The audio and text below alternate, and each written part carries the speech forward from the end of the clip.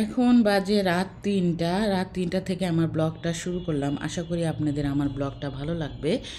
এখানে পাশের বিল্ডিংয়ে আর কি মনে হয় গায়ে হলুদের অনুষ্ঠান, অনেক রাত করে দেখলাম, অনেক গান বাজনা অনেক কিছু হচ্ছিল। তো আমরা তো রাত্রে প্রায় অনেক জাগনা থাকি, ২টা-২.৫টা পর্যন্ত। তা আমার মেয়ে আবার এটা ভিডিও করলো। রাত্রেবেলা অনেক গানের শব্দ, অনেক মানে নাচানাচি হয়েছে, বিয়ের অনুষ্ঠান। মনে হয় এটা মেয়ের বাড়ি, সম্ভবত, আমি সঠিক জানি না। তো রাত অনেক বেজে গেছে, আমরা এখন ঘুমিয়ে যাব। আর মেয়েরা আবার এখানে লাইট দেখে ওদের আবার ভালো লাগছিল। আর শুভ সকালবেলা ঘুম থেকে উঠে আমি আবার কবুতরকে খাওয়া দিয়ে দিলাম। ঘুম থেকে উঠে মাঝে মধ্যে ওর খাওয়াটা দিতে ভুলে যাই, যখনই মনে পড়ে তখনই ওর খাওয়াটা দিয়ে দিই। আর প্রতিদিনের মতো রান্নার আয়োজন করছি। ভাবলাম যে আজকে বাজার যেহেতু ফ্রিজে নাই, তাই ভাবলাম যে ডিম বোনা করি আর ভাত রান্না করি, এটাই রান্না হবে আজকে।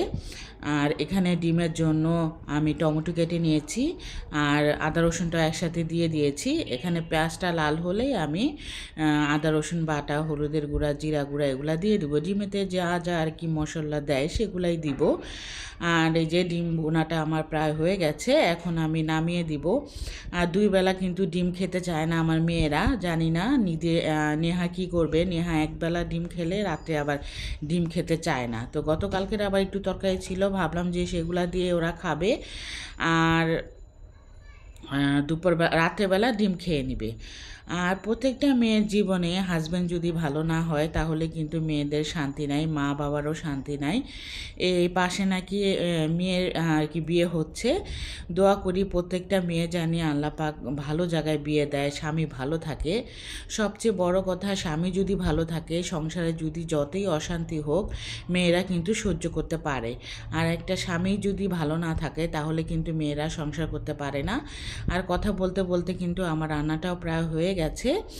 আর বিকেলবেলা আবার এখানে চা বানিয়েছিলাম, বাচ্চারা বললো চা দিয়ে বিস্কুট দিয়ে খাবে, তাই ওদের জন্য আবার বিস্কুট এনে দিলাম আর চা বানালাম। আমিও আবার অনেক দিন পর আজকে চা খেলাম, চিনি ছাড়া চা খেলাম। চা খেতে মন চাচ্ছে আমার, আবার চা খাওয়া ঠিক না, তারপর আমি একটু চা খেতে মন চাইলো আজকে, তাই ভাবলাম একটু চিনি ছাড়া চা খাই। আর এখন এই যে বউর বিদায় হচ্ছে, এখন এখানে অনেক মানুষ ভিড় হয়ে আছে, বউকে এখন বিদায় দিবে। এই বিদায় বেলাটা কিন্তু অনেক কষ্ট, এত বড় করে একটা মেয়ে মা বাবার যত্ন সহকারে বড় করে আর কি লালন পালন করে তারপরে পরের ঘরে চলে যেতে হয়। এই দিনটা মানে অনেক কষ্টের হয়। আমারও তো মেয়ে আছে, আমি বুঝতে পারি যে একটা মেয়ের বাবার যে কত কষ্ট। আর শ্বশুরবাড়ি গেলে কিন্তু সেই মেয়েটার কিন্তু কষ্ট কেউই বুঝে না। আর প্রত্যেকটা মেয়েরই শ্বশুরবাড়িতে গেলে বাবার বাড়ি যেরকম মানে একটা ছায়ার ভিতরে থাকে, বাপ মা যেরকম একটা আদর করে, শ্বশুরবাড়িতে গেলে কিন্তু কোনো দিনও এই আদরটা পায় না। যাদের আবার কপাল ভালো, একসাথে 1-2 জনের এরকম অনেক কপাল ভালো যাদের, তারা আবার হয়তো পেয়ে যায়। আর এই যে মেয়েটা এত কান্না করছে, আমার দেখে খুব খারাপ লাগছিল। এই বিদায় বেলাটা খুবই কষ্টের।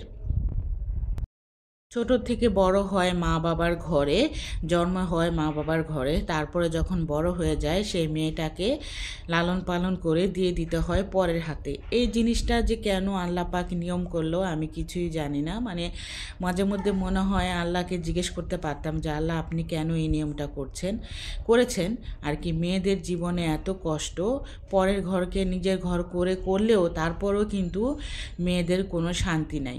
শ্বশুরবাড়িতে গেলে যতই আপন করে নেন তাহলেও কিন্তু মেয়েদের কোনো নাই, সম্মান নাই। মানে সব মেয়েদের কেউ বুঝতে চায় না শ্বশুরবাড়িতে। যাই হোক, এই মেয়েটার জন্য আপনারা সবাই দোয়া করবেন, আল্লাহ জানি ওর স্বামী সংসার নিয়ে ভালো থাকে, শ্বশুরবাড়ির সবার মন জয় করে থাকতে পারে। প্রত্যেকটা মেয়ের জন্যই আমি দোয়া করি, জানি মেয়েরা সবসময় ভালো থাকে, ভালো স্বামী পায়, ভালো শ্বশুর শাশুড়ি পায় আর ভালোভাবে সংসার করতে পারে। আর এই যে মেয়েটাকে গাড়িতে ঢুকিয়ে দিল, এখন সবাই চলে যাবে। অনেক মানুষ এখানে দেখছিল।